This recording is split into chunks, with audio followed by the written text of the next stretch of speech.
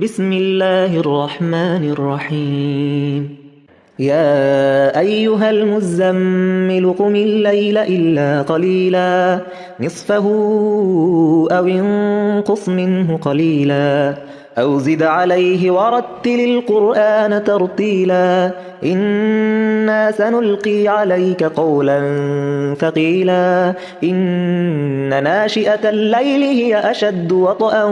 وأقوم قيلا إن لك في النهار سبحا طويلا واذكر اسم ربك وتبتل إليه تبتيلا رب المشرق والمغرب لا إله إلا هو فاتخذه وكيلا رب المشرق والمغرب لا إله إلا هو فاتخذه وكيلا واصبر على ما يقولون واهجرهم هجرا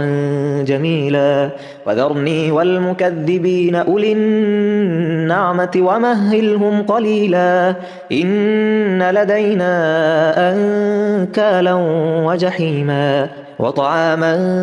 ذا غصة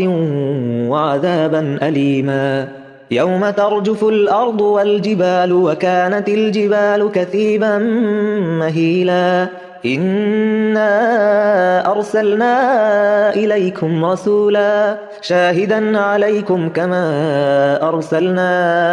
إلى فرعون رسولا فعصى فرعون الرسول فأخذناه أخذا وبيلا فكيف تتقون إن كفرتم يوما يجعل الولدان شيبا السماء منفطر به كان وعده مفعولا إن هذه تذكرة فمن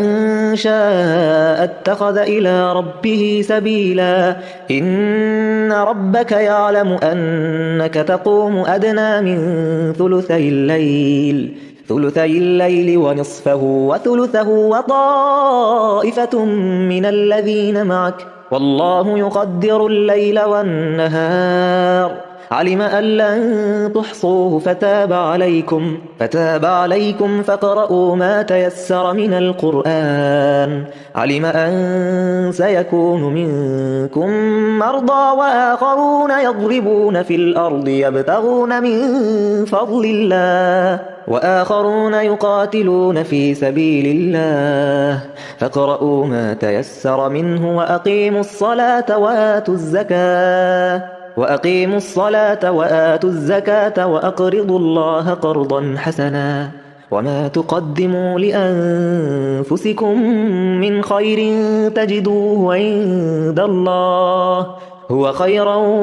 وأعظم أجرا واستغفروا الله إن الله غفور رحيم.